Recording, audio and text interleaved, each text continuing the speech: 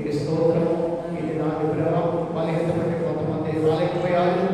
ఎవరు ఏ బలతలు ఉన్నారో వారి పట్ల మీకు చూపండి. సహోదరి రోజు కూడా బలహీనంగా స్వస్థపరచండి. అలాగే ఏరమ్మ గారి కుమార్తె ప్రభు దేశం కానీ దేశానికి వెళ్ళారు. వారి బిడ్డ నిమిత్తమో వారి అవసరం నిమిత్తమో దేశానికి వాళ్ళగా బలహీనంగా ఉందని విన్నాం. ప్రభా ఆ యొక్క బిడ్డను మీరు జ్ఞాపకం చేసుకుని, చిన్నాన్ని మీరు జ్ఞాపకం చేసుకుని ఆ బిడ్డను స్వస్థపరచండి. ఆ బిడ్డ కూడా మంచి ఆయుష్యాన్ని దయచేయండి. ఇప్పుడున్న తన కుటుంబాన్ని తన బిడ్డని ఆస్వాదించండి ప్రభా. అలాగే సంఘంలో అనేకులు ప్రభు ఈరోజు కొన్ని విధాల పండుగగా వారి పట్ల కొడుకు చూపండి. సోదరులు వారి పట్ల మీ కొడుకు చూపండి. వచ్చిన బిడ్డలు మరొకసారి ప్రభు ఈ దినాన్ని మా మధ్యలో సంతోషంగా తన సోదరి గంగను అలాగే సోదరు రాధను కూడా మా మధ్యలో నడిపించాం. వారిని కూడా వారి కుటుంబాన్ని వారి యజమాని ప్రభా వారి పట్ల దీవించమని యేసు ఘనమైన నామమున అడిగి వేడుకుంటున్నాము తండ్రి. ఆమేన్ ఆమేన్ ఆమేన్. హల్లెలూయా. ఇప్పుడు వచ్చిన మీకందరూ కూడా మన రక్షకుడు మన ప్రభువైన యేసు నామమున మీకందరూ ప్రత్యేకములు. ఏదేమైనప్పుడు కూడా దేవుడు తన మహాకృప చేత మనల్ని నడిపించుకున్నాడు. ఆయన నామానికి మహిమ కలుగును గాక. ఆమేన్. ప్రభువునందు ప్రియమైన వారలారా, వాక్యోపదేశమే అపోస్తలుల కార్యము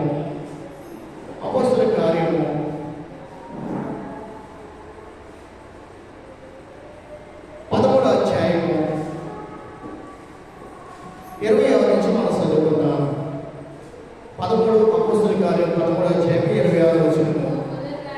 సహోదరులారా, అబ్రహాము వంశస్థులారా, దేవునికి భయపడువారారా, ఈ రక్షణ వాక్యము మన యొద్దకు పంపబడి ఉన్నది. యెరూషలేములో కాపురముండు వారును వారి అధికారులను ఆయననైనను ప్రతి విశ్రాంతి దినమున చదవబడుచున్న ప్రవక్తల వచనములైనను గ్రహింపగా ఆయనకు శిక్ష విధించుట చేత ఆ వచనములు నెరవేర్చిరి. ఆయనకు మరణమునకు తగిన హేతు వేదియు కనబడకపోయినను ఆయన సంపవల్లిని వారు పిలాతును వేడుకునిరి. వారు ఆయన గూర్చి వ్రాయబడిన అన్నీ నెరవేర్చిన తరువాత ఆయనను మ్రాను మీద నుండి దింపి సమాధులు పెట్టిరి. అయితే దేవుడు మృతుల్లో నుండి ఆయన లేపెను. ఆయన గలిలయ నుండి యెరూషలేముకు తనతో కూడా వచ్చిన వారికి అనేక దినములు కనబడెను. వారిప్పుడు ప్రజల ఎదుట ఆయనకు సాక్షులై ఉన్నాడు. దేవుడు యేసును లేపి పితరులకు చేసిన వాగ్దానమును మన పిల్లలకు నెరవేర్చున్నాడని మేమును నీకు సువార్తను ప్రకటించుచున్నాము. అలాగే నీవు నా కుమారుడు, నేను నిన్ను కంటిని అని 2వ కీర్తన రాయబడి సరిపోతున్నాడు. దేవుడికి ఒకసారి స్తోత్రం చెప్తామా? ఇప్పుడు మనం ఏ దినాల్లో ఉన్నా? శ్రమకాలంలో ఉన్నది. దేవుడికి స్తోత్రం కదండి. శ్రమకాలాలు అంటే అర్థం ఏంటి? శ్రమకాలాలు అంటే యేసు యొక్క శ్రమల్ని మనం జ్ఞాపకం చేసుకుంటాం, అంతే, తలంచుకుంటాం. కానీ ఆ రీతిగా వారు ప్రార్థన చేస్తారో చేయరు నాకు తెలియదు. కానీ క్రీడ యేసు ప్రభు శ్రమలను నిజంగా జ్ఞాపకం చేసుకున్న ఎడల చూడండి, ఆ 40 దినాలు కాదు, నీ బ్రతుకు దినాలు యావత్తు కూడా దేవునికి అంకితమైపోతాం. హల్లెలూయా. ఒక వాస్తవంగా క్రిస్మస్కి ఒక కథ, ఒక నాటిక ఏంటంటే ఒక నాటిక వేశారు. ఎవరెవరు వేశారంటే ఒక 10 మంది మగవాళ్ళు మాత్రమే నాటిక వేశారు. ఏ నాటిక అంటే యేసు ప్రభుని కొరడాలతో కొడతారు కదా, ఆ నాటిక. అయితే యేసు ప్రభుని కొడటానికి, యేసు ప్రభు ఉండటానికి ఎవరుంటారు 10 మంది ముందు గొడవ జరిగిందంట. అరే నేనుండాలి అనుకుంటే ఎవరు ఉండకపోతున్నారు. కానీ ఒక తాగుబోతు వాడు యేసు ప్రభుని నేనే ఉంటాను అనుకున్నాడు. ఎలాగా? యేసు ప్రభులాగా నేనే ఉంటాను, నన్ను యేసు ప్రభు చేయండి అంటే, మరి యేసు ప్రభులు ఉంటే మరి నీ మీద కొరడాలు పడతాయి, జాగ్రత్త అన్నాడు.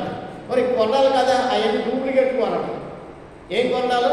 అవన్నీ కూడా డూప్లికేట్ కొరడాలు. కానీ ఆయన నిజంగా తిన్న కొరడాలు మాత్రం నా సరైన కదా, పడవు కదా, పర్లేదు, నన్ను సిలివేయండి కాస్త సిలువ మంచేటప్పుడు మామూలుగా ఆ 10 మందిలో నలుగురు ఆ పక్కన ఇద్దరు ఈ పక్కన ఇద్దరు ఉండి ఆ అంటలతో కొట్టేవారట. కొట్టినట్టు అలా యాక్టింగ్ చేసేవారు. అయితే ఆఖరికి ఆయన్ని మరి శివరాగిరికి సిలువేయడం ఇవన్నీ కూడా జరిగిపోయి మేకులు కొట్టలేదు వాళ్ళ గ్రూపులకి. అయితే ఇంకా శివరాగికి వచ్చేటప్పటికి ఆ సిలువేకి ముందు ఇంకా యేసుప్రభుని ఒక దొంగ కేసు కొట్టారు. ఏ దొంగ? అదొక బలమైన దొంగకి 2 చేతుల సంఖ్యలు బంధించేసి కొడతం ప్రారంభించారు. అయితే ఇతను కూడా అలా కొడతం ప్రారంభించగా ఇతను మట్టులో ఉన్నాడు, వీళ్ళేమో తాగుమత్తులు ఉన్నాడు, వీళ్ళేమో డూప్లికేట్ కొడతారనుకోండి, ఇలా నిజంగా కొట్టేస్తానండి. ఎలా కొట్టారంట? అసలు కొట్టినట్టు యాక్టింగ్ చేయాలి కానీ నిజంగానే కొట్టేస్తారు. ఒరే గట్టి కొట్టేస్తారు అన్నగానే ఇంకా నిజం కొట్టేస్తారంట. మాట్లాడి యేసుప్రభుని ఇలాగా కొట్టారు, యేసుప్రభుని ఇలాగా కొట్టారని ఇంకా కొట్టేసేవారంట నలుగురు కూడా. ఈ దెబ్బలకి ఆఖరికి తాగి మొత్తాన్ని ఊరిపోయి ఇక ఏ స్థితికి వచ్చాడంటే కోమలకి వెళ్ళిపోయాడంట. కోమలకి వెళ్ళాక ఇతను నిజంగా ఎవరిని చూస్తున్నాడంటే తన పాపల నిమిత్తం యేసుప్రభు పొందిన గాయాలను అతను నిజంగా చూశాడంట. ఎప్పుడు చూశాడు? ఈ నలుగురు అతను నిజంగా కొట్టేసరికి ఆ దెబ్బలు పట్టి ఎక్కడికి వెళ్ళాడు? కోమలకి వెళ్ళిపోయాడు. కోమలకి వెళ్ళి యేసుప్రభు వారు అతనికి ప్రత్యక్షమై, నువ్వు ఏదో ఈ బ్రతుకు నాటకం కాదు, నేను నిజంగా నీ నిమిత్తము నేను రక్షించిన నిమిత్తం ఈ కొరడాలు నేను తిన్నాను. నువ్వు తిన్న కొరడాలకి నిమిత్తం భయపడిపోతున్నా, చచ్చిపోతున్నా అరుస్తున్నా, కానీ నీ నిమిత్తం నేను ఎప్పుడు కూడా అరవనే చాలనలేదు. తండ్రి మీరేమి చేసిన వీరికి తెలియదని నీ గురించి నేను మాట్లాడాను. అక్కడ యేసుప్రభు అతనితో మాట్లాడితే అప్పుడు అతనికి జ్ఞాపకం వచ్చి ఆ రోజు అతడు ఇంకా త్రాగడం మానేశాడు. ఇక లోకరీతికి ఎక్కడ కూడా లేడు. ఏదో డూప్లికేట్ శ్రమకాల దినాలు కాదు, అక్కడి నుంచి యేసుప్రభుకి తన జీవితాన్ని సమర్పించుకుని ప్రభు కోసం బ్రతికాడు. ఒక విలువైన పాత్రగా దేవుడికి స్తోత్రం కలుగాక. ఇది ఒక వేషధారణతో కూడిన సహవాసం కాదు క్రీడ. మనము యేసుప్రభుని ప్రభుగానే మనం చూడాలి. వాస్తవాన్ని చేతులు మేకులు కొట్టారంటే అది వాస్తవమే. ఆయన చేతులు మేకులు కొట్టారు, ఆయన తల మీద ముళ్ళ కిరీటం పెట్టారంటే నిజమే, అవి భయంకరమైన ముళ్ళు ఆయన తలలో అవన్నీ కూడా గుచ్చుకున్నాయి. ఆయన శరీరం చీల్చారంటే వాస్తవంగా శరీరం చీల్చారు. ఎలా చీల్చారంటే ఆయన మీద కొరడ పలగా ఆ కొరడ ఆ లోపల శరీరానికి ఏల ముళ్ళు లాంటి ముళ్ళు అవి శరీరం గుచ్చుకుని మళ్ళీ వెనకలాగేటప్పుడు అంటే శరీరం ముక్కల కింద చీల్చబడి వచ్చేసిందంట. పాదముల వేగు, ప్రక్కలో బల్లి పోడు, ఇవన్నీ చూస్తే వాస్తవంగా ప్రభు వారు మన కోసం ఎంత శ్రమ పడ్డారంటే ఆ శ్రమను మనం వర్ణించలేము. అయితే మన ప్రియులు చాలామంది ఏం చేస్తారంటే ఆ శ్రమకాలంలో ఏదో యేసుప్రభుని జ్ఞాపకం చేసుకోవాలని వారు వెళ్ళిపోతారు, వస్తారు. అంతేగాని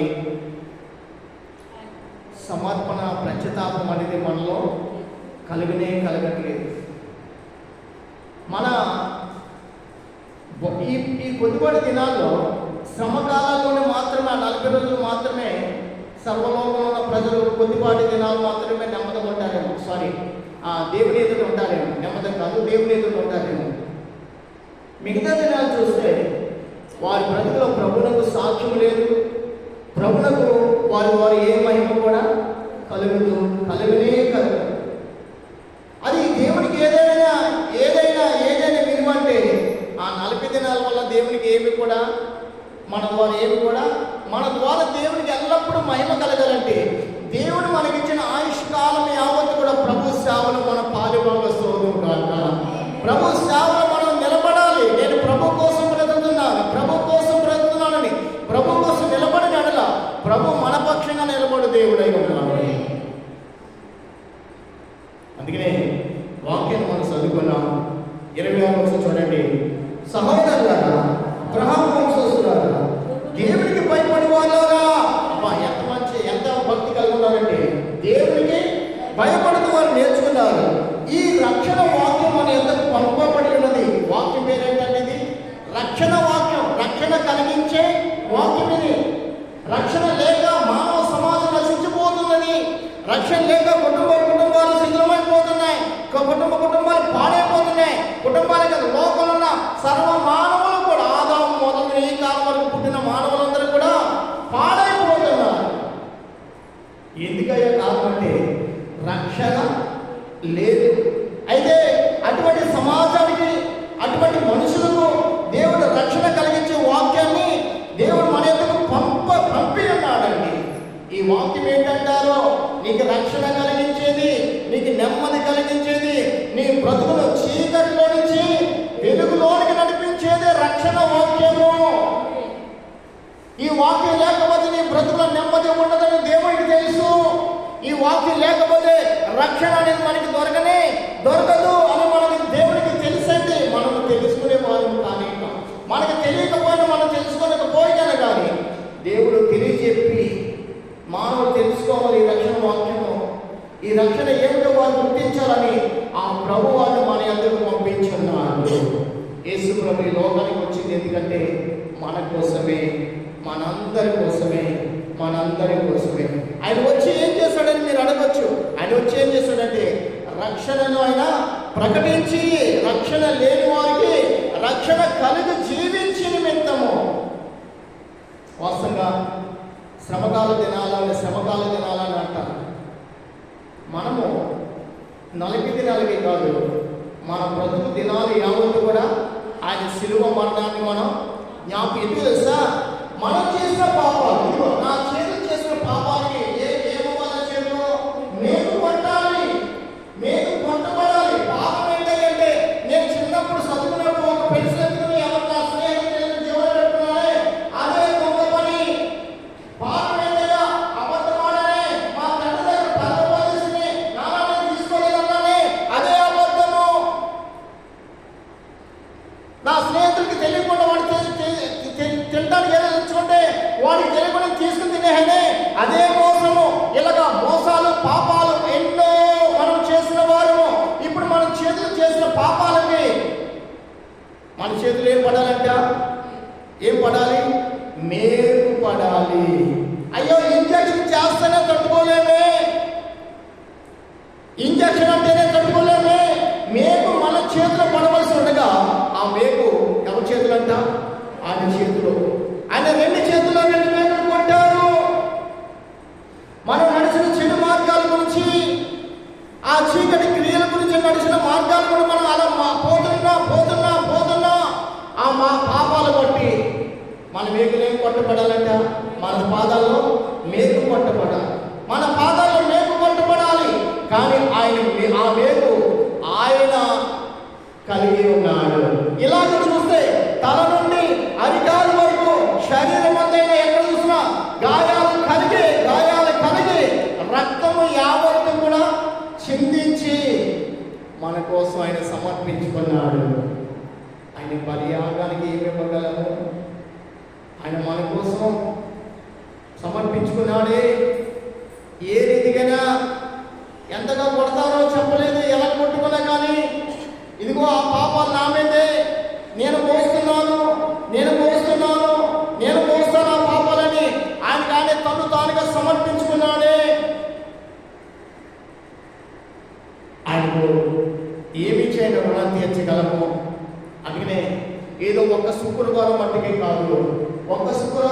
కాదు, ఆ ఆదివారం ఆరాధనైనా, బుధవారం కూడమైనా, శుక్రవారం కూడమైనా, ఏ కూడికైనా కానీ ఆయన శిలువ మరణాన్ని మనం ఏం చేయాలంట? తలచి సమర్పించుకోవాలి. ప్రభా, నేను చేసిన పాపాలకు నీవు నా పాపాన్ని మోసా, నా శిక్షణ భరించా, నా వ్యాధిని నువ్వు భరించావు స్వామిని. నా మూలుగలను ఒక్క జ్వరం వస్తే, ఒక తలపోటు వస్తే, నడుము నొప్పి వస్తే దుప్పటి కప్పేసుకుని మూలిగే చాలా జీవితం అంది. మనం మూలిగే ఏంటి? ఒక జ్వరానికి 1 రోజు ఉంటే 2 రోజులు పోయే జ్వరం అంది. అయితే ప్రభువారు మన కోసం ఎంత మూలిని సహించాడు.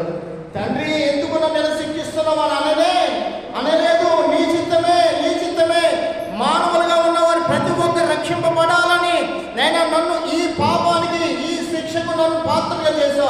నీకు స్తోత్రము అన్నాడండి. మనం అనగలమా?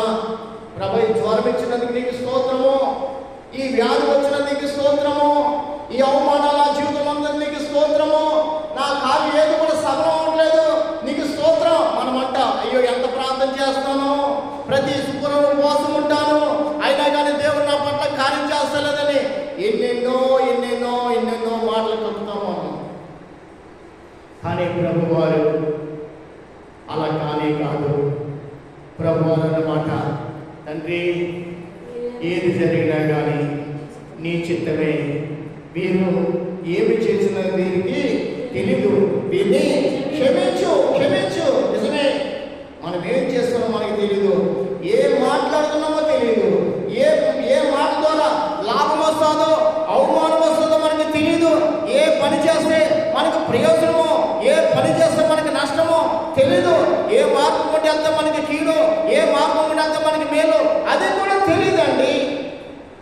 ఏమీ తెలియని జీవితము 100 సంవత్సరాలు బ్రతికినా కానీ, నువ్వు 100 సంవత్సరాల భూలోకంలో బ్రతుకుతున్నావు అని పేరు నీకు ఉండొచ్చేమో, కానీ 100 సంవత్సరాలు మనం బ్రతకలు తెలుసా? అమాయకపు జీవితమే.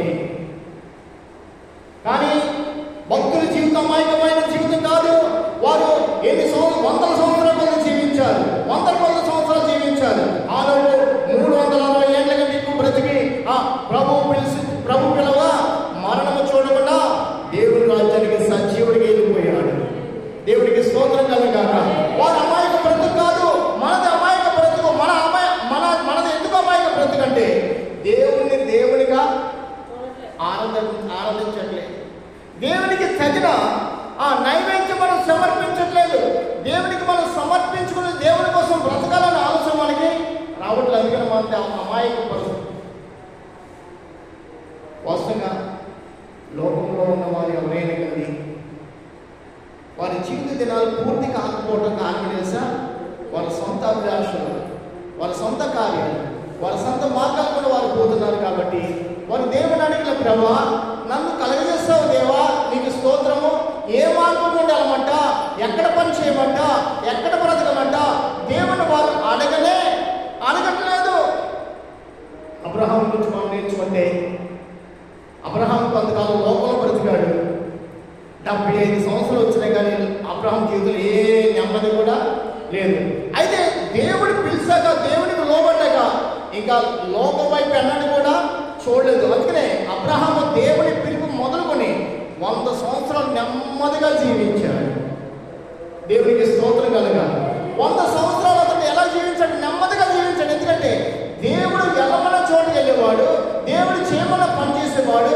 ఆ రీతిగా అతను వర్ధిల్లాడు కాబట్టి అతను ఎంతో నెమ్మదిగా ఉన్నాడు. అబ్రహాం జీవితంలో ఎటువంటి యుద్ధాలలో లేవు. లోతు యుద్ధంలో పడగా మళ్ళా లోతుని విడిపించుకున్న అబ్రహాం జీవితంలో ఏమి కూడా పొదుపు రాని లేదు. అతనికి ఎక్కడ కూడా కరువు అనేది లేదు. అతడు నెమ్మదిగా బ్రతకడానికి కారణం ఏంటంటే అతడు దేవుణ్ణి వైపు చూడటమే కాదు, దేవుని నమ్ముకున్నాడు. దేవుణ్ణి అడిగాడు, ప్రభా నా ఆయుష్ 75 సంవత్సరాలు నిండిపోయిందయ్యా, ఇంకెంతకాలం బ్రతుకుతాను ప్రభా అని అడిగాడేమో. దేవుడు అతన్ని, అబ్రహామా భయపడుతున్నాడు. అబ్రహామా ప్రతి విషయంలో అతనికి ఆయుష్ ఇచ్చాడు, అతనికి సంతానం ఇచ్చాడు, అతను విశ్రమ చేస్తాడు అండి.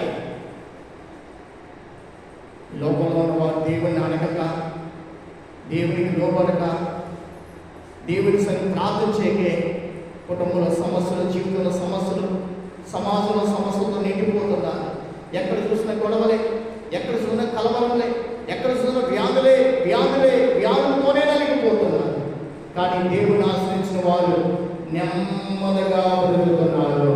ఉంది కదా, యెహోవా తమకు దేవుడి కాగల జనులు ధన్యులు. ఎవరు ధన్యులంట? ఎవరైతే దేవుని నమ్ముకుంటారో వారి ధన్యులు. వారి ధన్యులు. నిజమే, దేవుని నమ్మడం వల్ల మనకి మేలు ఏంటంటే ధన్యత పొందుకుంటున్న లోకంలో ఎక్కడ జీవించడానికి ధన్యత దొరకదు. ఎక్కడ బ్రతికినా కానీ ధన్యత ఉన్నది. కానీ సమాజాలు పట్టు, రంగు తేడాలు పట్టు, వస్త్రాలు పట్టు, కలిగి లేనిది పట్టు, ఏదో విధంగా నిన్ను అవమానపరిచేవారు ఉంటారు. కానీ దేవునిలో ఉంటే నీకు లోకములైనా దేవుని నీకు ధన్యతే కలుగు చేయ దేవుడై ఉన్నాడు. దేవుని దేవునికి స్తోత్రం కలుగాక. ఇక్కడ మనం జ్ఞాపకం చేసుకుంటే ఈ రక్షణ వాక్యం మన ఎంతగా పంపబడి ఉన్నది. వాక్యం అంటే ఏదో మనం పుస్తకాలు చదివినట్టు కాదు. ఇది మన పుస్తకాలు పాటలు చదువుకున్నాం కదా, 1వ తరగతి కానించి మనం కొన్ని క్లాసులు మనం కొంత చదువుకున్నాం. అది కాదు ఇది, అది తీసివేయబడుతుంది. అది సిలబస్ మారుస్తామంటారు. కానీ వాక్యము, రక్షణ వాక్యము ఎన్నడూ మారని దేవుని యొక్క వాక్యమై ఉంది. ఈ వాక్యం ఎంతకాలం ఉంటుందంటే ఆకాశం ఉన్నంత వరకు ఇదే వాక్యము. ఆకాశం ఎప్పుడు వరకు తెలిసి ఉంటుందో అప్పుడు వరకు వాక్యము కూడా ఉంటుంది. ఆకాశం దేవుడు తీసే ముందు ఈ వాక్యాన్ని తన ఎందుకు తాను తీసుకుంటాడంటే వాక్యాన్ని. కాబట్టి దేవుడు తన ఆత్మ ద్వారా సిద్ధపడిన వాక్యానికి మనం లోపడాలి. వాక్యాన్ని ప్రేమించాలి, వాక్యాన్ని చదవాలి. నువ్వు చదవడమే కాదు, నీ బిడ్డల చేత కూడా చదివించాలి. ఎందుకంటే మనము మన పిల్లలు కూడా దేవుని వారము. ఎవరి వారం అంట? దేవుడి వారం. కాబట్టి దేవుడి వారమైన మనకి ఇవ్వబడిన వాక్యాలను చదవాలి, ప్రేమించాలి. వాక్యానికి లోబడితే ఈ వాక్యం మనం నడిపించే వాక్యమైనది. వాక్యం చదవకపోతే దేవుని యొక్క ప్రేమ ఏమైనదో, దేవుని యొక్క అద్భుత కార్యాలు ఏమైనదో ఏమాత్రం కూడా మనకి తెలియదు. దేవుడు పంపించిన వాక్యాన్ని మనం ఏం చేయాలంట? ప్రేమించాలి, చదవాలి. కింద మనం చదువుకుందాం. యెరూషలేములో కాపురండు వారును వారి అధికారులను ఆయననైనను ప్రతి విశ్రాంతి దినమును చదవవలసిన ప్రవక్తల వాక్యములైనను గ్రహింపక అదండి. ఏది గ్రహించట్లేదు? అన్ని గ్రహిస్తారు. నాకు లేదా గ్రహింప అంటావు, నాకు జ్ఞానం లేదంటావు. కానీ వాస్తవంగా మనమందరం జ్ఞానము లేని వారివి. గ్రహింపు అనేది మనకి లేదు. దేని నిమిత్తమో?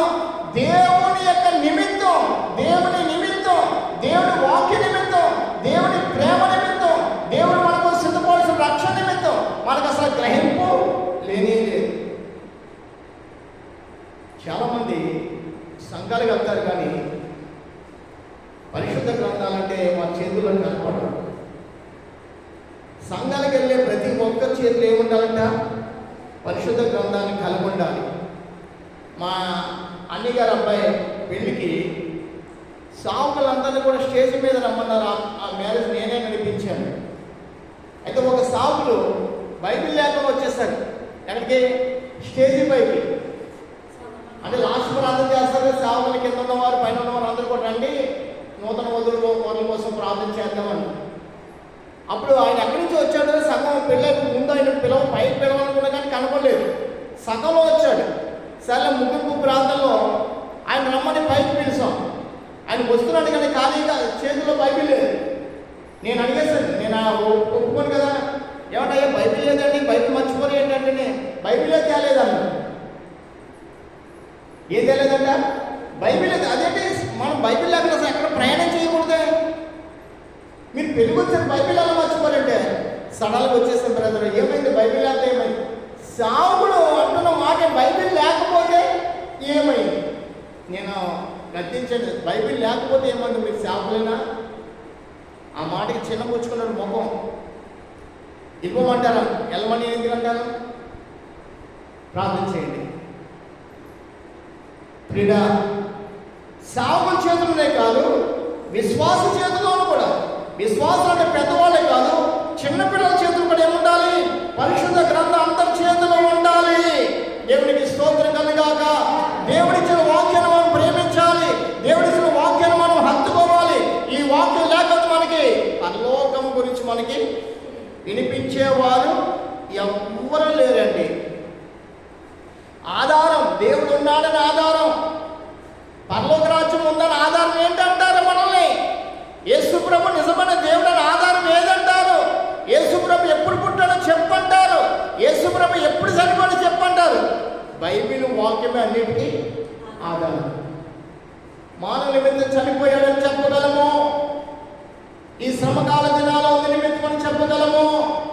గుడ్ ఫ్రైడే అంటే అర్థం తెలుసండి, ఆయనను సిలువ వేసిన దినము. ఉదయం 9 గంటల మొదలుకొని మధ్యాహ్నము 3 గంటల వరకు ఆయన నిలువెల్ల 3 మేకుల చేత వేలాడాడు.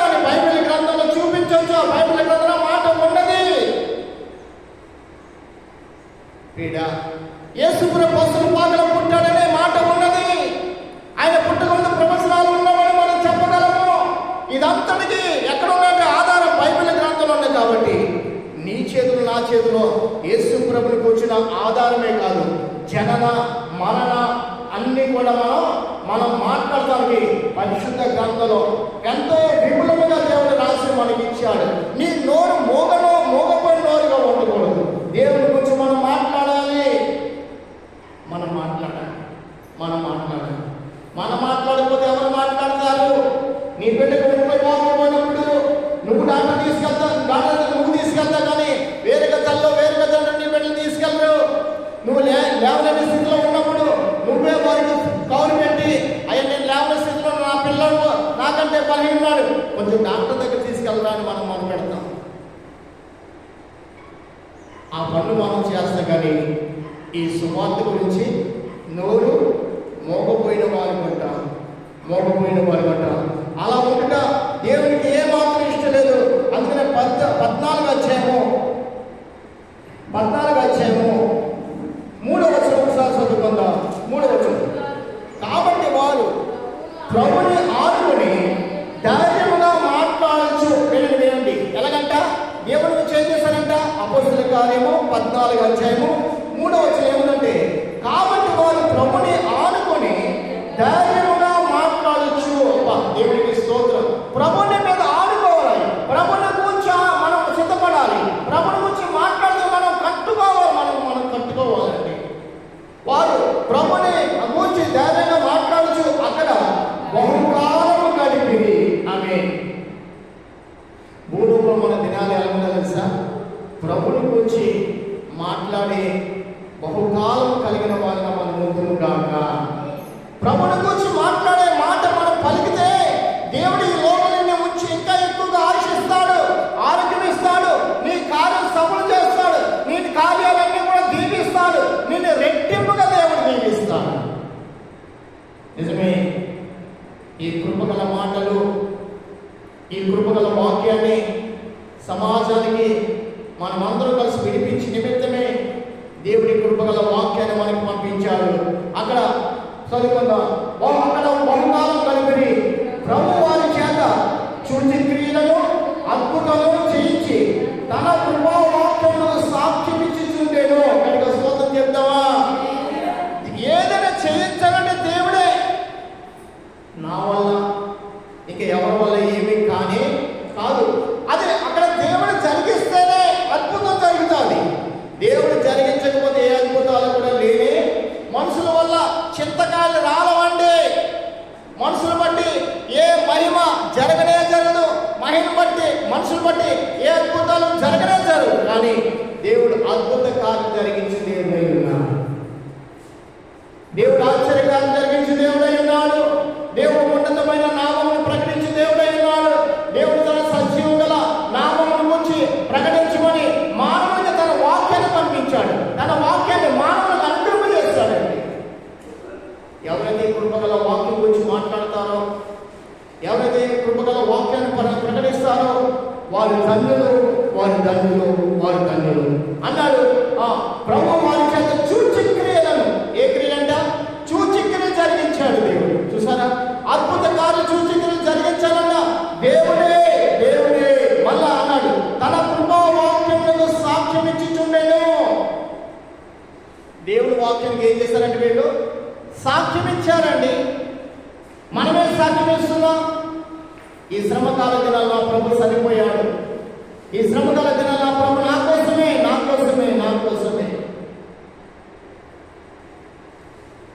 సిలువలో సాగింది యాత్ర, కరుణామయుని దయగల పాత్ర. సిలువలో సాగింది యాత్ర, కరుణామయుని దయగల పాత్ర. ఇది ఎవరి కోసమో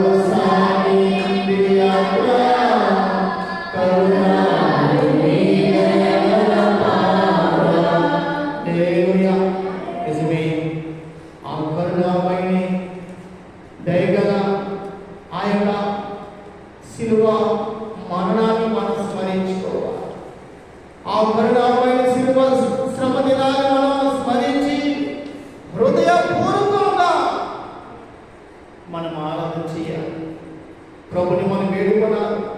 ప్రతిరోజు కూడా 365 రోజులు మాత్రమే కాదు, మన బ్రతుకు దినాలు యావత్తు కూడా ఆ శిలువ చెంత చేరాలి.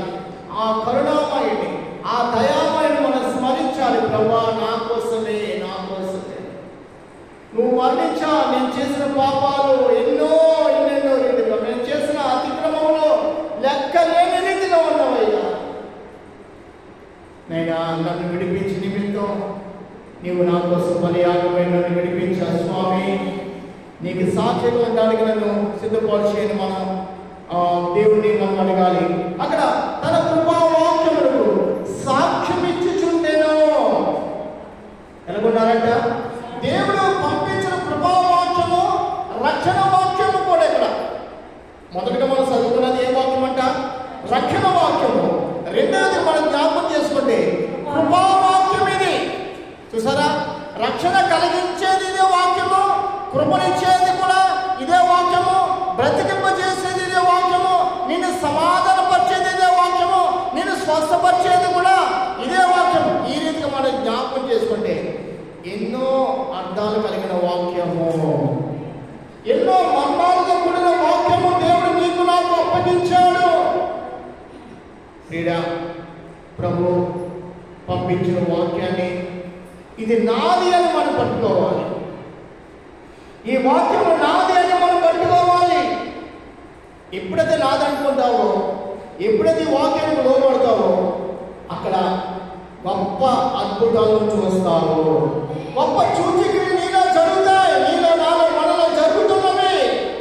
సూచక్రియలు లేకుండా దేవుడు మౌనంగా లేడు. ఎక్కడ కూడా సూచక్రియలు జరిగించాడు, అద్భుతాలు జరిగించాడు. 12 సంవత్సరాల అంతఃస్రావణ స్త్రీ, 18 ఏళ్ళు నడుమోకపోయిన స్త్రీ, 35 ఏళ్ళు పడిన వ్యక్తి, ఇంకా అనేకమైన ఆ అద్భుతాలు దేవుడు జరిగించాడు. కళ్ళు లేని వారికి, చెవిటి వారికి, మూగవారికి, ఇంకా అనేకుల పట్ల దేవుడు తన అద్భుత కార్యం జరిగించాడు. క్రీడా ఈ సమయం నువ్వు ఏ స్థితిలో వచ్చున్నావు? ఇదిగో ఈ కృపగల వాక్యము నిన్ను స్వస్థపరచు వాక్యమైంది, నీకు జీవమిచ్చే వాక్యమైంది. నీ హృదయం కృంగిపోయిందా? ఇదిగో నీ హృదయాన్ని వల్ల స్థిరపరిచి బలపరిచే వాక్యమైంది. దేవుడే తన కృపతో నిన్ను బలపరిచి దేవుడై ఉన్నాడు. దేవుడే తన కృపగల వాక్యాన్ని నువ్వు కలిగి నమ్మి ఆ వాక్యం చేత నువ్వు దీవించబడి నిమిత్తం దేవుడు తన కృపగల వాక్యాన్ని, రక్షణ వాక్యాన్ని దేవుడు మన కోసం పంపించాడు. ఆయన నామానికి మహిమ కలుగును గాక. అక్కడ 4వ వచనం చూడండి. ఆ పట్టణపు జన సమూహంలో భేదము పుట్టగా కొందరు యూదుల పక్షముగాను, కొందరు అపోస్తలుల పక్షముగా ఉండేవి. మరియు అన్ని జనులు యూదులను తమ అధికారులతో కలిసి వారి మీద పడి వారి అవమానపరిచి రాళ్ళు రూపి చంపవలెనుండిరి. వారు ఆ సంగతి తెలుసుకుని లుకియానీయులు పట్టణములకు, లుస్త్రాకును, దెర్బేకును, చుట్టుపక్కల ప్రదేశములకు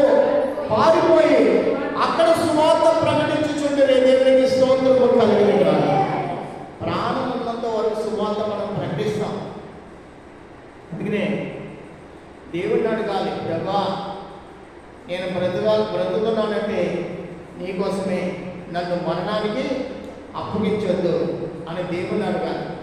అక్కడ వీరు ముందు ప్రాంతాల సువార్త ప్రకటిస్తుండగా ఆ సమాజం వీరి మీద రాళ్ళు రువ్వారు, వీరికి వ్యతిరేకంగా తిరిగారు, వీరి పక్షాన మాట్లాడారు కొంతమంది.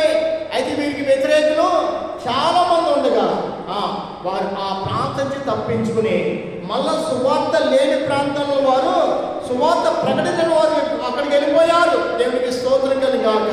చూడండి, అక్కడే నిలుస్తుంటే ఏమవును? గొడవలు, తమ ప్రాణాన్ని కూడా తీసేస్తారు. ఎందుకంటే వంకర జనము, మూర్ఖ జనము, రక్షణ కూర్చున్న ఆలోచన లేదు వారికి, వాక్యం ఏమైందో వారికి తెలియదు, వారు మూర్ఖముతో మాట్లాడుతుంటారు. ఒక సావుడికి పేడ తినిపించేశారంటే ఒక్కోసారి ముద్దెట్టుకున్నప్పుడు నాకు భయం వేస్తుంది. మన ఇలా అనుకుంటున్నా, చిచ్చి అనుకుంటున్నా. ఆ సావుని యొక్క వేదన ఏమైందో అతడు ఈరోజు కూడా కుమిలిపోతున్నాడేమో. ఎంతమంది 10 మంది మొగలు పట్టుకుని చేతులు ఇలా ఎరగదీసి ఒకడేమో అలా కూరేస్తున్నాడు నోట్లో, హూ హూ హూ హూ అంటున్నాడు. ఎవరు మింగుతారా? మూర్ఖము క్షణం చేసే పనులమే. ఆ ప్రాంతం తప్పించుకోమన్నాడు దేవుడు. ఆయనే ఎంతమంది కొడతారు సిద్ధపడినప్పుడు ఆయన ఆ ప్రాంతం నుంచి వేరొక ప్రాంతానికి వెళ్ళారండి. రక్షణ కూర్చున్న వార్త అందరికీ ఇష్టం ఉండదు. వారి కుటుంబాలను దీపింపజేసే సువార్త వారికి ఇష్టం ఉండదు. సమాజాన్ని మేల్కొల్పే సువార్త వారికి ఇష్టం ఉండదు. వారికి సమాధానం చేసే సువార్త వారికి ఇంపుగా ఉండదు. వారు తిరుగుబాటు చేస్తారు. కాబట్టి తిరుగుబాటు చేసే వారిని విడిచిపెట్టి మన యొక్క ప్రాణంతో ఉండి దేవుని సేవ చేయాలి. తెలుసా, కొంతమంది వ్యతిరేకులు ఉంటారు. ఎక్కడ వ్యతిరేకమో అక్కడ దేవుడు తన కృపను పంపించి దేవుడు అయి ఉన్నాడు. కాబట్టి ఈ ప్రాంతం విడిచి ఆ ప్రాంతాన్ని కలిసి సువార్త చేసి ఆ ప్రాంతంలో ఉండి మనం ఈ ప్రాంతం వారి కోసం మనం ప్రార్థన చేయాలి. ప్రభా, వారు ఎంతమంది నా మీద అర్థం తిరిగారు, అదంతా మీకు తెలిసినైనా వారిని మార్చవా, వారి ఉదయాలు మారాలయ్యా, వారి తలపులు మారాలయ్యా, వారు నశించుకోట నీకు ఏమాత్రం కూడా ఇష్టం లేదునైనా. నేను వారు నాకు వ్యతిరేకంగా తిరుగుబడ్డా కానీ, నాకు వ్యతిరేకంగా క్రియ చేసిన కానీ, నేను వారు నీ సంతానమని మనం ప్రార్థన చేయాలి. వారు నీ సంతానమే. శత్రు వారి హృదయం కఠినపరిచాడయ్యా, సాతాను వారి హృదయం బంధించేశాడు. కాబట్టి వ్యతిరేకంగా మాట్లాడుతున్నారయ్యా. అదే వారు మాట ఏం చేస్తారు సార్, మనకంటే ఎక్కువ ప్రార్థన పనులు అయిపోతారు. అది ఒక సాతాను ఏం చేస్తాడు, వారి హృదయం కఠినపరుస్తాడు. అమ్మో వీరిని వదిలితే వీరిని బట్టి లోకమే మారిపోద్ది అనుకోండి. అది నేను తీయదు కానీ అపోస్తలుగా 4వ అధ్యాయం లోకమును తలకిందులుగా చేయవారు ఇక్కడ కూడా వచ్చి ఉన్నారనే మాట మనం చదువుకుంటాం. నిజమే, ఎవరైతే రక్షణ విరుద్ధంగా మాట్లాడతారో వారు శత్రువు వారిని బంధించడం తెలుసా. వారు ఒకవేళ రక్షింపబడితే మనకంటే ఎక్కువ సువార్త, మనకంటే ఎక్కువ ప్రార్థన, మనకంటే ఎక్కువ దేవుని సన్నిధిలో వారు కనబడుతుంటారు. అందుకనే సాతాను వారిని ఒకసారి వాడుకునే నిరంతరం వాడుకోలేడు. మళ్ళా దేవుడు వారిని రక్షించుకుంటాడు. అందుకే ఏ ఆత్మ కూడా నశించుకోవడానికి ఇష్టము లేదు. నశించిపోయే పాపని వెదకి రక్షించడానికి ఆయన లోకానికి వచ్చి ఉన్నాడు. కావున ఎవరిని ద్వేషించడానికి దేవుడు ఒప్పుకోడు. ఎవరిని ఏ రీతిగా వాడుకుంటాడో, ఎవరిని ఏ రీతిగా వారు నిర్ణయించుకున్నాడో. సౌలు ఎవరంట, సంఘాన్ని కూల్చివేసేవాడు, పాపులలో ప్రధాన పాపి నేనన్నాడు ఆయన. కానీ అటువంటి వ్యక్తిని దేవుడు పట్టుకోగా అబ్బా ఎంత సువార్త ప్రకటించాడు, ఎంతగా దేవుడిని సమర్పించుకున్నాడు, ఎన్ని పత్రికలు రాశాడు, ఎంతమంది రక్షించాడు. దేవుడికి స్తోత్రం కలుగునాక. అందుకే మనకి వ్యతిరేకంగా ఉన్న వారిని ఎవరిని ద్వేషించకూడదు, కానీ ఎవరిని తీసి పడేయకూడదు. ఎవరిని తీసి వారి నా సహోదరులు, వారి నా బిడ్డలు అనుకోవాలంటే దేవుడికి అసాధ్యమనేది ఏది కూడా లేదు. దేవుడు అట్టి వారికి వారిని మార్చేస్తారు. వారి హృదయం మార్చగల దేవుడు, వారి తలంపులు మార్చగల దేవుడు. అయితే మనం ఇక్కడ మళ్ళా ఈ 13వ అధ్యాయానికి వచ్చి 28వ చూడండి. 28వ చూడండి.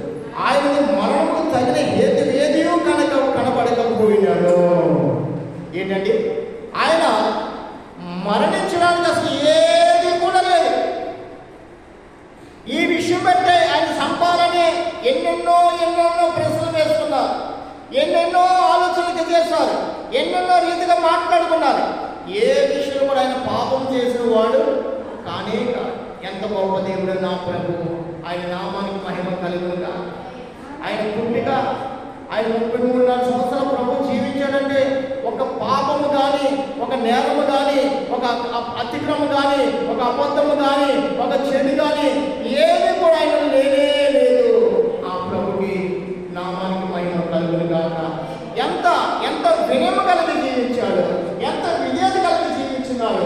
శరీరంలో ఎప్పుడు కూడా ప్రార్థన కన్నీరు యాసనలు కలిగి ఆయన బ్రతికాడు. కానీ ప్రార్థన లేని రోజు ఉండదు. మనం మన జీవిత దినాలు ఎన్ని రోజులు ప్రార్థన చేస్తామో, ఎన్ని రోజులు ప్రార్థన చేయని దినాలు మన జీవితంలో ఉన్నాయో ఒకసారి మనం పరీక్షించుకోవచ్చు. ఒకరోజు ప్రార్థన లేకుండా తినేస్తాం అమ్మా, ఒకరోజు ప్రార్థన లేకుండా తినేస్తాం. మరి ప్రభు ఇచ్చిన దాన్ని బట్టి ప్రభుకి స్తుతి చేసి అనుభవం మనలో ఉండాలా వద్దా? ప్రభు మనకి ఏది ఇచ్చినా దాన్ని బట్టి, ఇల్లు ఇచ్చిన, వస్త్రాలు ఇచ్చిన, ఇంకా శరీరానికి కావాల్సిన ఏ అలంకరణ ఇచ్చిన దాన్ని బట్టి కూడా ఇంకా మనం ప్రతి విషయంలో కూడా ప్రభుని జ్ఞాపకం చేసి ప్రభుని ప్రతి విషయంలో స్తుతించి ప్రభుని గణపరిచి కీర్తించాలి. కొంతమంది తెలియదు ప్రార్థన చేయాలని, కొంతమంది దేవుని స్తుతించాలని ఆలోచన వారికి వచ్చినా కానీ చేయలేరు ఆ పని. పెంతెకొస్తు సహవాసం మనకు అర్థమేంటి తెలుసా అండి? స్తుతులతో ప్రారంభం. మొదట దేవుణ్ణి ఘనపరచుడే. అప్పుడు నువ్వు ఘనత పొందుకుంటావు. నన్ను ఘనపరచువాన్ని నేను ఘనపరచు. దేవుడు మనం మోగవారి ఉండలేదు, ఎక్కడ పడలేదు, కాళ్ళు చేతులు కట్టుకుని కూర్చోలేదు. నీ కాళ్ళు చేతులతో కూడా ప్రభుని స్తుతించాలి. మోకరించినావా, నీ కాళ్ళు దేవునికి సమర్పించినట్టే. చేతులతో చప్పట్లు కొట్టావా, దేవుని కనపరిచినట్టే. చేతులు పైకెత్తావా, దేవుని కనపరిచినట్టే. చేతులతో దేవా స్తోత్రం అంటున్నావా, శరీర ఆత్మ ప్రాణాలతో కూడా ప్రభుని నువ్వు ఆరాధిస్తున్నట్టే. అందుకని ప్రార్థన చేశాడు, మోకరించమని. ఎందుకంటే తెలుసా, శరీర ఆత్మ ప్రాణాలు కూడా ఆయనకు అంకితం అవ్వాలి. ఈ పాదాలు ఎన్నో చిరుమార్గలు నడిచిన మన పాదాలు పరిశుద్ధ పాదాలుగా మార్చబడదు కాక. చేతులతో ఎన్నో తప్పులు చేస్తాం. ఈ చేతులు ఆ పైకెత్తినప్పుడు ఈ చేతులు ఆయన అభిషేకించుకొని ఆయన పని నిమిత్తం ఇంట్లో ఆడుకుంటాడు. ప్రేమని వల్ల ఏ రీతికి ఆరంభం చేసినా అది మనకి ఘనత కలుగుక చేసేది. కాబట్టి దేవుని ఆరాధించడానికి మనకు సిద్ధపడదు కాక. దేవుని పని చేయడానికి మనం నడుము కట్టుకుని దేవుని పనులు మనం నిలబడదు కాక. ఇక్కడ ఆయనకు మరణకు తగిన హేతు ఏదియో, మరణానికి సంబంధించిన ఏ హేతువు కూడా లేనప్పుడు కూడా ఆయనను చంపాలని వారు సిద్ధపడి ఉన్నారు. కానీ యేసు ప్రభు వారి ఎదుట భయపడలేదు. ఎందుకంటే మీరు చేసే కార్యాలు ఏమైనా వీరికే తెలియదంట. అసలు ఆయన తెలియదు. ఆయన ఆజ్ఞాపిస్తే లక్షల కొలది దూతలు వచ్చేసి భూమి మీద ఉన్న మనుషులందరినీ కూడా హతం చేయగలరు. ఆయన ఆజ్ఞాపిస్తే ఒక దూత 12 సైన్యములు, అనేక సైన్యములు వచ్చి భూమి మీద ఆయన పక్షంగా నిలబడితే మనుషులు ఏర్పాటు ఇవ్వాలండి. ఒక రాత్రిగా 1,85,000 మంది హతమార్చిన ఒక దూత ఆయన పక్షం ఉంటే చాలు. కానీ ఆయన ఆజ్ఞాపించలేదు. ఆయన దూతలకు ఆజ్ఞ ఇవ్వలేదు. ఆయన ముందుగా పుట్టినప్పుడు ఆయన అన్నాడంట, నేను భూమి మీద నరుడిగా వెళ్తున్నాను. ఏ సమయమైనా కానీ ఏ సమయం ఉందే కానీ మీరు నా దగ్గరికి నేను కలవలో ఉన్నా, నేను కలువని శిలువ మరణ విషయంలో ఉన్నా కానీ మీరు నా ఎందుకు రావడానికి మీకు అధికారం నేను ఇవ్వను. మళ్ళా నేను తిరిగి నా ప్రాణాన్ని పెట్టి నా ప్రాణాన్ని నేను తీసుకుని మళ్ళా భూమి మీద నుంచి పైకి నేను వచ్చే వరకు మీరందరూ కూడా ఇక్కడ నా స్తుతి చేయాలంటే తప్ప ఇంకే వేరే విషయం నా వైపు చూడవలసిన పని లేదు. తెలుసా, రక్షణ నేను స్థాపించాను, అది నా ద్వారానే ప్రకటింపబడాలి అని ప్రభువారు ఆ దూతలకు తెలియపరిచి ఆయనే లోకానికి వచ్చున్నాడు. దేవునికి స్తోత్రం కలుగాక. సమస్తము చేయగల దేవుడు, మరణ శాసనం రాసిన వాడు, మరణిస్తేనే కానీ అది చెల్లుబాటు కాదని ఎలాగైతే శాసనం ఇచ్చాడు. నిజమే, మరణ శాసనం రాసిన ప్రభువే మరణించి మళ్ళా తిరిగి లేసి మళ్ళా అనేకులకు కనబడి 40 దినాలు భూమి మీద ఉండి అటుపిమ్మడి అయినా పరలోకానికి వెళ్ళాడు. నేను ఎలాగో వెళ్తున్నాను అలాగనే మిమ్మల్ని కూడా ఆయన ఎందుకు చేసుకువెళ్తానికి నేను రాబోతున్నానని కూడా ఆయన తిరిగి వచ్చిన గొప్ప దేవుడు. ఈ దినాలైతే ఇదిగో నేను త్వరగా వచ్చుచున్నానని ప్రభు మాట్లాడుచున్నాను. హల్లెలూయా. ఇదిగో నేను త్వరగా వచ్చుచున్నాను. వారి క్రియల నిమిత్తము జీతము నా చేతిలో ఉందని ప్రభు మాట్లాడుతున్నాను. ప్రభుని గురించి తక్కువగా ఎప్పుడు ఆలోచన చేయకూడదు. ప్రభు నువ్వు ఆలోచించకపోతే నేను ప్రభు ఎదుట ఉన్నా, ప్రభు దృష్టి నీ మీద ఉన్నది కాబట్టి ఆయన వైపు మనం చూడాలి. ఆయన మరణానికి సంబంధించిన ఏ హేతు కూడా లేనప్పుడు కూడా 29వ చూడండి, వారు ఆయన కొంచెం రాయబడిన అన్నీ నెరవేర్చిన తర్వాత ఆయనను రావడం మీద తిప్పి సమాధులు పెట్టింది. కనుక స్తోత్రం చెప్తావా? ఆయన కొంచెం రాయబడిన అన్నీ కూడా అవన్నీ కూడా వాగ్దానం నెరవేర్చబడి ఉన్నవి. ఆయన జన్మిస్తాడని, ఆయన చిన్న వయసులోనే దేవుడి మాటలందు లక్ష్యం ఉంచుతాడని, దేవుడి రాజ్యం స్థాపించే వరకు ఆయన మౌనంగా ఉండడని, పాపుల కోసం ఆయన ప్రాణమిచ్చి రక్షణగా వచ్చి ఉన్నాడని, ఆయనను పాపులు సిలివేస్తారని, 3 మేక చేత ఆయన కొట్టి బంధిస్తారని, మళ్ళా ఆయన మరణించిన పిమ్మట ఆయన సమాధిలో పెడతారని, సమాధిలో పెట్టిన 3వ దినాన మళ్ళా తిరిగి లేస్తాడు. ఇవన్నీ కూడా ఆయన పుట్టక ముందే ఇవన్నీ కూడా వాక్యం ఇవ్వబడింది. మనకి పుట్టక ముందు ఇవ్వబడిన వాక్యము ఆయన పుట్టిన తర్వాత ఇవన్నీ కూడా ఆయనలో నెరవేర్పై ఉన్నది. ఇవన్నీ కూడా ఆయన నెరవేర్చబడి ఉన్నవి. అయ్యా ప్రభా, ఈ వాగ్దానం నెరవేరలేదయ్యా అంటే లేనే లేదు. సమస్తము సమాప్తమై ఉన్నది. హల్లెలూయా. సమస్తము సమాప్తము చేసి మళ్ళా సమస్తం నూతనంగా చేయడానికి ఆయన పరలోకానికి వెళ్ళి ఉన్నాడు. నిజమే. ఇప్పుడు మనం పాత బాధ్యతను, పాత స్వభావము, పాత లక్షణాలు, ఇప్పుడు క్రీస్తులో ఉన్న మనము నూతన స్వభావము, నూతనమైన లక్షణము, నూతనమైన ప్రవర్తన, నూతనమైన మాటలు, ఇవన్నీ కూడా దేవుడే మనకు కలగజేయడానికి ఆయన పరలోకానికి చేరున్నాడు. ఎందుకంటే పాపంతో ఉన్నవాడు పరలోకం చేరలేడు.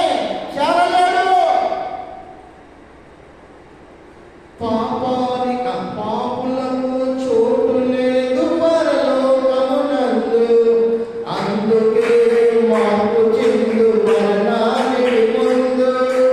పాపులకు చోటు లేదు పరలోకమునందు, అందుకే మార్పు చెందు మరణానికి ముందు.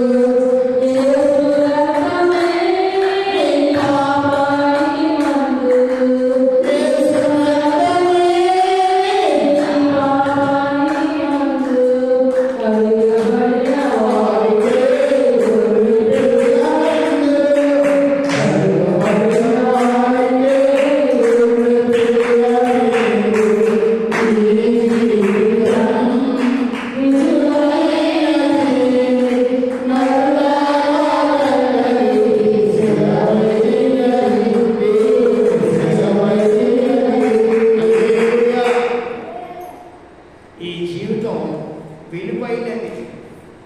ఇక్కడ మన బ్రతుకులు విలువలేని మన బ్రతుకును విలువగా మార్చి పరలోకపు విందు చేయడానికి దేవుడు మొదట ఆత్మీయ విందు అంటే వాక్యాన్ని మనం విని వాక్య ప్రకారంగా దేవుని కోసం మనం ఎదురు చూడడానికి వాక్యం అనే విందు దేవుడు మనకి ఇచ్చాడు. ఇది రక్షణ వాక్యము, ఇది కృపా వాక్యము, ఇది సమాధాన వాక్యము. ఈ వాక్యము కలిగి ఉన్న వారందరూ కూడా పరలోకంలో గొర్రె పిల్ల విందులు అక్కడ కనబడుతున్నారు. నిజమే, ఇక్కడ నువ్వు కనబడితే, ఇక్కడ నువ్వు వస్తే ఆ విందులో కూడా నువ్వు అక్కడ ఉంటున్నావు. ఇక్కడికి వచ్చిన వాడిని ఆపే శక్తి ఎక్కడ కూడా ఎవరు కూడా లేదు. ఇక్కడికి వచ్చావా ఆ విందులోనే ఉంటావు. ఆ విందు నీ కోసమే. అందుకనే పాపాన్ని విడిచిపెట్టి పరలోకానికి మనం సిద్ధపడే నిమిత్తం లోకంలో ఉన్న మనలను దేవుడు తన సహవాసానికి, తన సన్నిధికి, తన రక్షణకు మనం సిద్ధపాటు చేసుకుని మనల్ని నడిపించి దేవుడై ఉన్నాడు. దేవుని కార్యం మనం వర్ణించలేము. దేవుని కార్యం గొప్పది. దేవుని కార్యం గొప్పది. ఎంత గొప్పదంటే మన జీవితాంతకాలం ఆయన గొప్ప నామమును స్మరించిన తీరదు. అంత గొప్ప నామము దేవుడు మనకిచ్చాడు.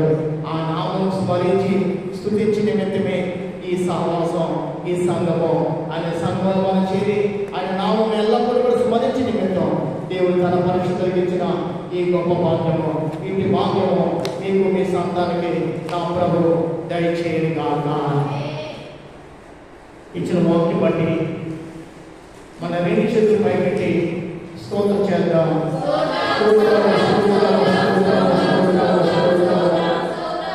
ప్రార్థన చేసుకుని, మోకరించుకుని ప్రార్థన చేసుకుని కొన్ని నిమిషాలు మాత్రమే విన్న వాక్యాన్ని స్మరిద్దాం. విన్న వాక్యాన్ని కొన్ని నిమిషాలు మాత్రమే స్మరిద్దాం.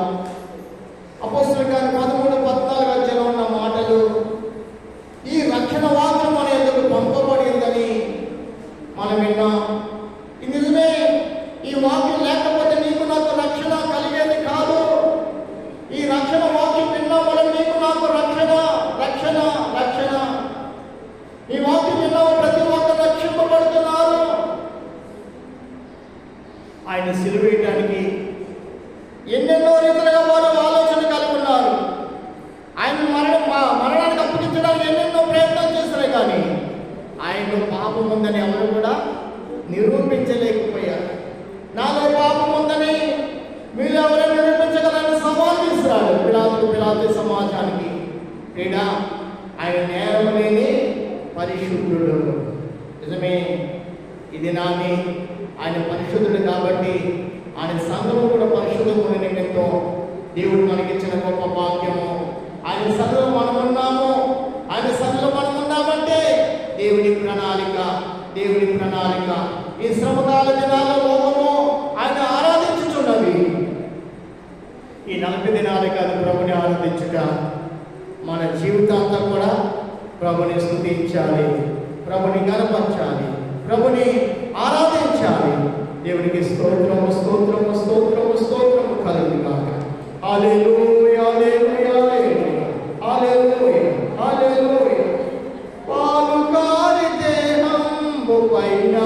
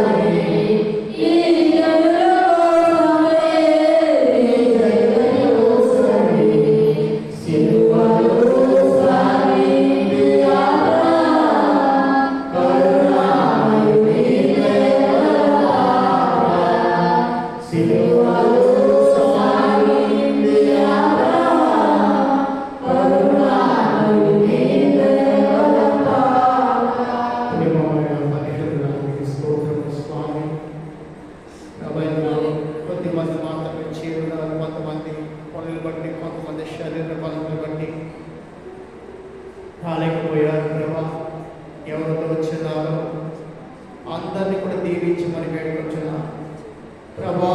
వారిని వారి సంతానానికి మీ నామని పరిస్థితి పాడు చేయండి. వారి సంతానం పనులు, వారి పనులు, వారి కుటుంబ విషయంలో మీ కృప చూపండి. పలు బాధలు శోధన చేసి విడిపించి మరి వేడుకొచ్చున్నాం అయ్యా. బయట దేశంలో ఉండి చిన్నారి కోసం ప్రార్థన చేస్తున్నాం. స్వస్థపరచండి. 20 వరకు వాటికి మంచి ఆయుష్యాలు దయచేయండి.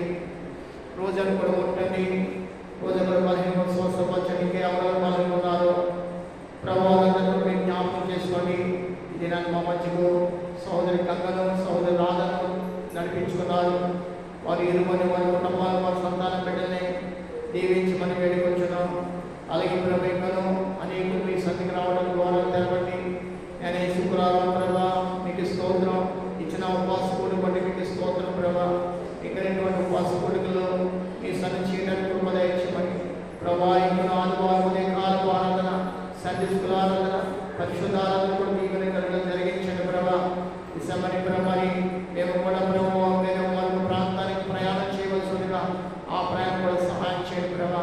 అయ్యా సంఘాన్ని, సంఘ బిడ్డలందరినీ కూడా మీరు ఎక్కడి కింద భద్రపరచండి ప్రభా. సమస్త మీకు మహిమకరంగా మమ్మల్ని అందరినీ మీరు సిద్ధపాటు చేయమని మహిమ ఘనత ప్రభావాన్ని మీకు ఆరోపిస్తూ మానాదులు మా రక్షకుడైన యేసుక్రీస్తు ఘనమైన నామములో అడిగి వేడుకొచ్చున్నాము తండ్రి. ఆమేన్.